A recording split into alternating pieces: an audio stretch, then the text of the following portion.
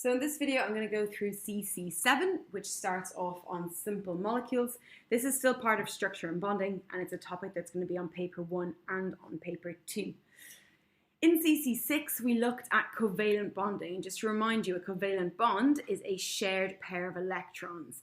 And covalent bonds always occur between non-metals. So I've got an example drawn from you here. I've got 2 chlorine atoms. They're both obviously in group 7.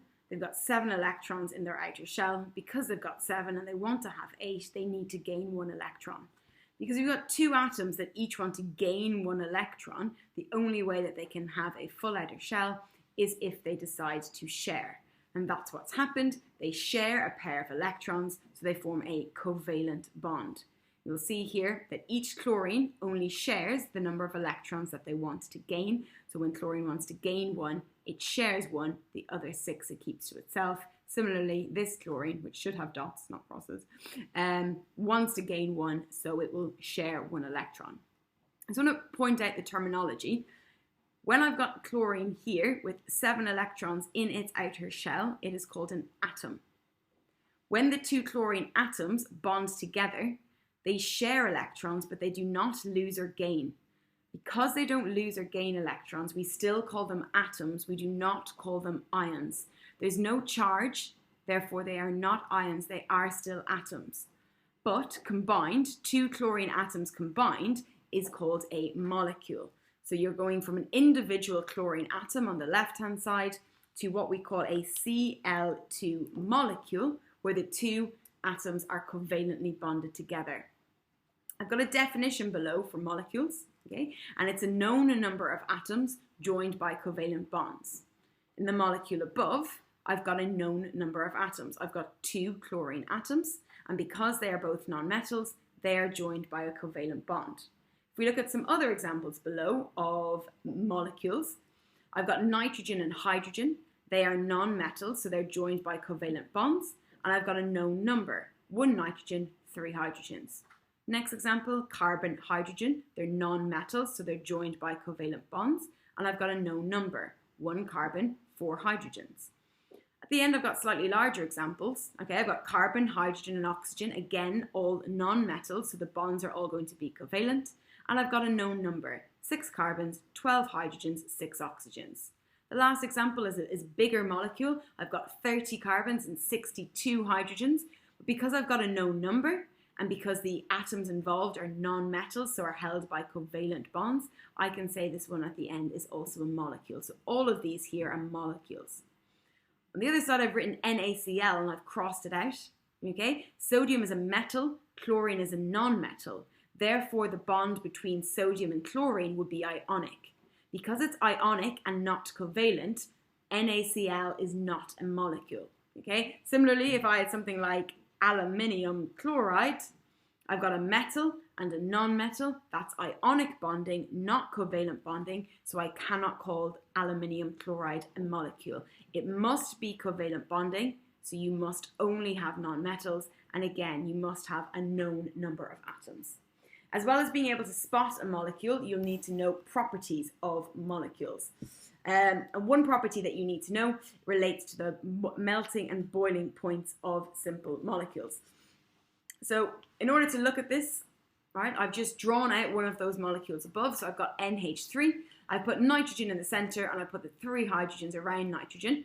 And I've just labeled that the bonds between nitrogen and hydrogen, because they're non-metals, it's going to be a covalent bond between the nitrogen and hydrogen atoms. Covalent bonds are strong. This whole thing, the NH3, is called a molecule because you've got a known number of atoms held together by covalent bonds. If you look at the melting or boiling point of NH3, and I've got a diagram here drawn out to show you, all right? On this diagram, I have got NH3 as a solid. I know it's a solid because the particles are in a regular arrangement and they are tightly packed. I've got NH3 as a solid. I've got it as a liquid where the particles are randomly arranged but still close together. And I've got it as a gas where the particles are spaced out and randomly arranged. What you'll notice is that whether it's a solid, a liquid, or a gas, it's always NH3. And what that tells me is whether it's a solid, a liquid, or a gas, the nitrogen and hydrogen are still bonded together. So whether it's solid, liquid, or gas, nitrogen is still covalently bonded to hydrogen. Because it is still bonded to hydrogen as a gas, that tells me that I do not need to break those strong covalent bonds to go from a solid to a liquid to a gas. The nitrogen and hydrogen are still bonded together in a gas. That covalent bond has not been broken. You do not need to break strong covalent bonds to melt or boil a simple molecule. Instead, the forces that you need to overcome are just the forces between the molecules themselves. So remember, NH3 as a whole is called a simple molecule. And what happens as you go from a solid to a liquid is that each NH3 gets further apart. Each NH3 is called a molecule, so you are breaking the forces between molecules. Similarly, when you boil, each NH3 is getting further apart, and NH3 is called a molecule, so you need to break the forces between the molecules. The forces between molecules are called intermolecular forces. The word inter means between. The word molecular comes from molecule. So it's basically the forces between molecules, intermolecular forces. And these forces are very weak. Because they are weak, they do not require much energy to overcome. Because they are weak, the molecules at room temperature will not be attracted to each other, and most simple molecules are going to be gases at room temperature. Because there's only a weak attraction between molecules, they'll stay spaced out, far apart. They will be gases at room temperature. If you did have a solid, simple molecular substance, because of those forces are so weak, you would not need a lot of energy to break them. Again, if you had a molecular substance that was a liquid at room temperature, because the forces between the molecules are weak, you're not going to need a lot of energy to break them. So here below, I've got a worked example. Explain why carbon dioxide is a gas at room temperature. CO2 is simple molecular, or you could write CO2 is a simple molecule. So you identify the type of bonding. Then you will say that the intermolecular forces between CO2 molecules are very weak. Because those forces are weak, not a lot of energy is required to break these forces or overcome these forces. This answer is true for all simple molecules. If you're asked why something is a gas at room temperature, why something's a liquid at room temperature, why something has a low boiling point, they're the same three questions, and this will always be your answer. Whatever substance they give you, you say it's simple molecular, the intermolecular forces between the molecules are weak, therefore not a lot of energy is required to break these bonds. The second property you need to know just relates to whether they can conduct electricity. In order to conduct electricity, a substance must have charged particles that can move freely. What we saw when we drew our molecules up here at the top is that because the atoms were not losing or gaining electrons, they did not end up with a charge. So you do not have charged particles in a simple molecule. Because you don't have charged particles, they are not going to conduct electricity. So again, sample answer for this.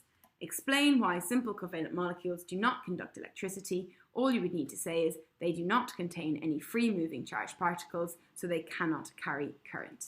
Okay, so your two properties of simple molecules would be low melting and boiling point, and they do not conduct electricity. And these two answers here is what you would write if you were asked to explain those properties. Okay, remember, anything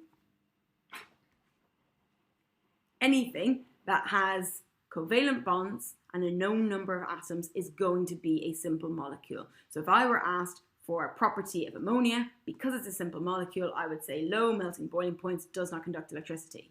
If I was asked for a property of glucose, I would say low melting boiling points does not conduct electricity. Any simple molecule going to have those same properties, and the explanation is going to be the same every single time. Weak intermolecular forces does not require a lot of energy to overcome and does not have free moving charged particles, therefore cannot carry current. I put some questions on the screen. section B, questions 1 to 5. Press pause, have a go at doing those 5 questions, and then press play when you are ready to see the answers. Okay, so the first thing you were asked for was to draw a dot cross diagram for O2. So I've just drawn out the 2 oxygen atoms with their outer shells overlapping to show that they're going to form a covalent bond. To remind you, oxygen's in group 6, which means it's got 6 electrons in its outer shell. To have a full outer shell, it needs to gain another 2. Therefore, it is going to share 2 electrons. So each oxygen atom will share 2 electrons. So if I start off with this oxygen, it wants to share 2, which means I need to put 2 crosses inside the shared area. The other 4 electrons that oxygen has, it will keep to itself. Remember, it's got 6 in total, 2 it shares, 4 it does not. This oxygen will do exactly the same. It will share 2 and keep 4 electrons to itself. And this is what you end up with, right? You should always have an even number of electrons inside the shared space. So here I've got 4 electrons, 2 pairs. Each pair represents a covalent bond. So you've got 2 covalent bonds between the oxygen atoms, and it's what we call a double bond. The next question asked you why it was a gas at room temperature. All you would need to say, it's a simple molecule, so you've got weak intermolecular forces, therefore not a lot of energy is needed to overcome. Why doesn't it conduct electricity? No free moving charged particles, so it cannot carry current. Question 4 asked you why HCl was a gas. Okay, whether you're asked low boiling point, why something's a gas, why something's a liquid, you're going to give the same answer. So the answer that I gave for why oxygen was a gas is exactly the same answer as I'm going to give for why HCl has a low boiling point. It's a simple molecule, weak intermolecular forces, not a lot of energy needed to overcome. The last question was about propane and asked you why propane had a low boiling point. Exactly the same answer. It's a simple molecule, weak intermolecular forces, not a lot of energy needed to overcome. Okay, that answer is going to be the same every time. The question will differ, but the answer will stay the same. Just make sure you're using your keywords. Specify that you've got a simple molecule, you've got weak intermolecular forces between those molecules, and always mention energy. Not a lot of energy is needed to overcome it.